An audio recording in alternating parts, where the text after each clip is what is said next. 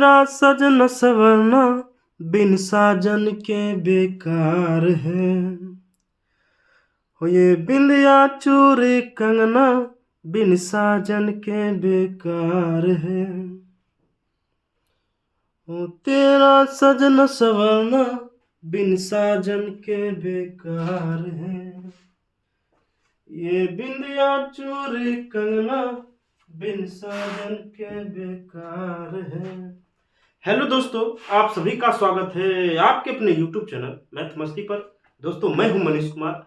आज की इस वीडियो में हम आपके लिए लेकर आए हैं BSSC मैथ यानी बिहार एसएससी का जो मैथ का सेट है, उसमें मैथ के जो अच्छे सवाल है, हम उन सवाल को आपके सामने लेकर आया हूं। तो बने रहिए इस वीडियो के अंत तक। और हाँ, अगर वीडियो अच्छा लगे तो वीडियो के साइड में लाल बटन में सब्सक्राइब होगा, बेल आइकन है उसको दबा दीजिएगा, ताकि जैसे ही हमारा वीडियो अपलोड हो तो सबसे पहले आप तक जरूर पहुंचे। तो चलिए, सबसे पहला सवाल आपके सामने ये रहा। चलिए, इस तरह के सवाल को कैसे बनाइएगा तो देख लीजिए। यहाँ अगर प्लस रहे तो प्लस वाला काम करना है, अगर माइनस लगा रहेगा तो माइनस वाला फॉर्मूला का यूज करिएगा। x प्लस 1/x का होल स्क्वायर ये होता है a स्क्वायर प्लस में a square plus b square plus में 2ab होता है। ये फॉर्मूला सभी लोग जानते हैं। अब इसका जो मान दिया गया है वो 5 है, तो 5 का स्क्वायर लिखिएगा plus x square plus 1/x square, क्योंकि 1 का स्क्वायर करिएगा तो 1 ही रहेगा और x का स्क्वायर करिएगा तो x स्क्वायर लिखाएगा। प्लस में ये x से x कट जाएगा, यहाँ 2 लिखाएगा। अब 2 है प्लस में, इस पार आएगा तो माइनस हो जाएगा। 5 के स्क्वायर 25 माइनस 2 बराबर x square plus 1/x square. 25 में से 2 जाएगा तो 23 हो जाएगा, x square plus 1/x square, यानी इसका जो वैल्यू आ गया वो 23 आ गया। अब इसको अगर आप चाहिएगा ट्रिक्स बनाने के लिए तो डायरेक्ट इसका एक फॉर्मूला होता है a स्क्वायर माइनस 2। अब देख लीजिए, इसका वैल्यू 5 लीजिएगा तो 5 का स्क्वायर माइनस 2, यानी 25 में से 2 घटाइएगा तो आपका आंसर 23 हो जाएगा। तो ये आप ट्रिक्स भी बना सकते हैं। अब आते हैं सवाल नंबर अगला में, इसको मिटाया जाए।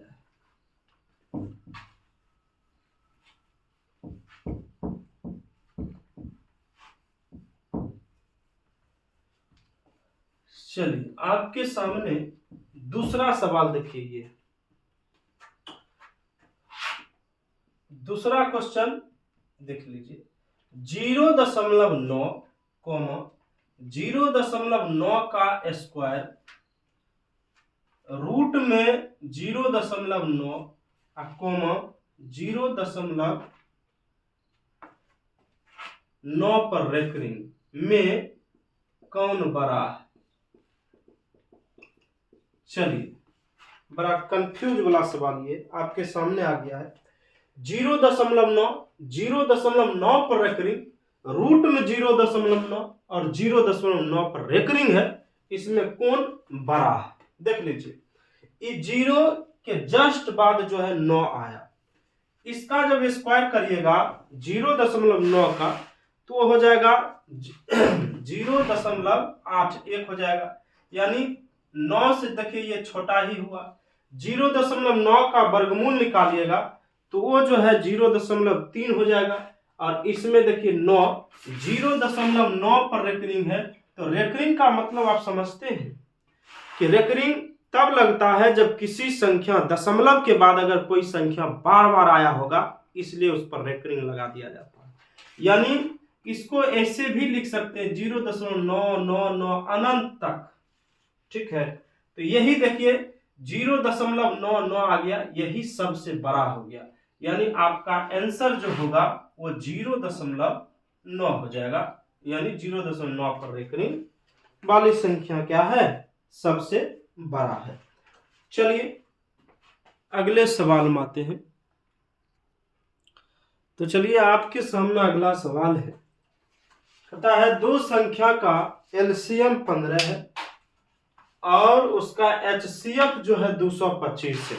ठीक है, यदि एक संख्या 75 है तो दूसरी संख्या क्या होगा? तो इसका एक सामान्य फॉर्मूला ये होता है कि पहली संख्या, लिख लीजिए नोटबुक निकालकर, गुने दूसरी संख्या बराबर में होता है एलसीएम गुने एचसीएफ।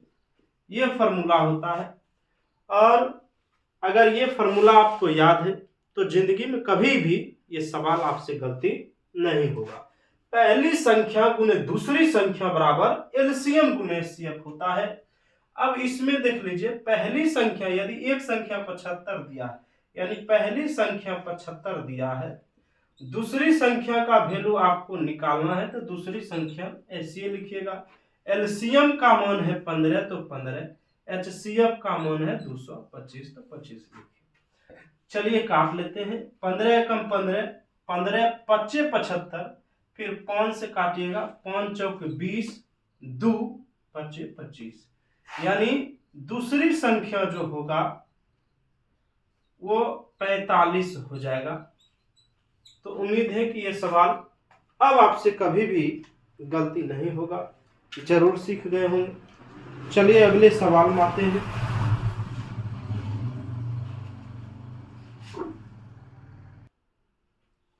तो चलिए आपके सामने अगला सवाल ये है, कहता है कि एक दुकानदार अपने माल को 20% बट्टे पर बेचता है। यदि विक्रय मूल्य 1600 रुपया है तो अंकित मूल्य आपको बताना है। सुन लीजिए, अंकित मूल्य यानी शुरुआत में उसका मूल्य कितना था ये आपको बताना है। पहले छूट दे रहा था यानी 20% पहले, तो याद रखिएगा कि अगर पहले छूट दे दिया जाए तो उल्टा गुना होगा। और अंकित मूल्य निकालना हो या क्रय मूल्य निकालना हो, याद रखना हमेशा कि विक्रय मूल्य दिया रहेगा, क्रय मूल्य पता करना हो तो हमेशा उल्टा ही गुना होता है। तो 1600 रुपया लिखिए पहले।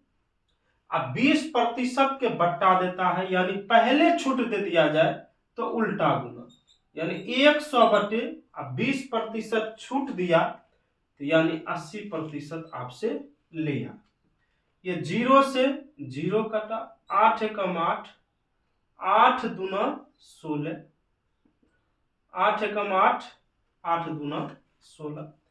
20 को इससे गुना करिएगा तो 20 पर 3 गो शून्य हो जाएगा, यानी इसका आंसर जो होगा 2000 रुपया हो जाएगा। अंकित मूल्य 2000 हो जाएगा। चलिए आते हैं अगले सवाल पर।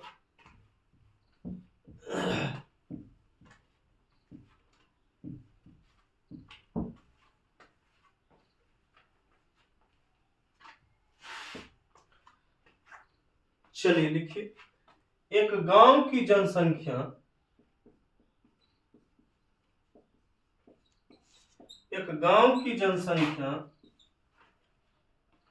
फिलहाल 20,000, ठीक है 20,000 है। यह 10% की दर से बढ़ती है तो 2 साल बाद जनसंख्या कितनी हो जाएगी? चलिए ये सवाल आपके सामने। इसमें 2 टाइप के सवाल पूछे जाते हैं। कहेगा 10% की दर से बढ़ती है या 2% की दर से घटती है। अंतिम में आपसे पूछेगा कि 2 वर्ष के बाद या 3 वर्ष के बाद की जनसंख्या पूछ सकता है, या तो पूर्व की जनसंख्या यानी पहले की जनसंख्या पूछ सकता है। यानी इससे स्पष्ट यही है कि अगर बाद की जनसंख्या अगर आपसे पूछा जाए तो बाद में तो जनसंख्या बढ़ेगी तो आपको सोझे गुना कर देना है, ठीक है। अगर पिछला मूल्य निकालना हो, यदि पीछे जनसंख्या की बात हो, पिछली जनसंख्या को, तो उल्टा गुना कर दीजिएगा, पीछे की जनसंख्या पता चल जाएगा। तो चलिए वर्तमान में जो जनसंख्या है पहले उसको लिख लीजिए, 20,000 है। अब 10% की दर से बढ़ती है, तो 10% की दर से बढ़ती है, 2 वर्ष के बाद जनसंख्या, बाद पूछता है तो सीधे गुना करिएगा। 10% यानी 110/100 गुने 110/100 हो जाएगा। चलिए ये 2 जीरो से 2 जीरो कट जाएगा, ये 2 जीरो से यहाँ का 2 जीरो कटा, 11 121 और 121 को 2 से करिए गुना, 242 पर 2 को शून्य बिठा दीजिए, यानी 2024 इकाई 10 11,000 10,000, यानी इतना जनसंख्या हो जाएगा। 20,000 से 24,200 जनसंख्या इसका हो जाएगा। चलिए उम्मीद है कि आप जरूर सीख गए होंगे। मिटा देते हैं। लास्ट सवाल आपके सामने ये रहा, किसी वस्तु का सीपी और एसपी लिख लीजिए। किसी वस्तु का सीपी और एसपी का अनुपात, रेशियो, वो दिया है 10:11। किसी वस्तु का सीपी और एसपी का अनुपात आपके सामने दिया गया है, वो 10:11 है। तो लाभ प्रतिशत बताएं।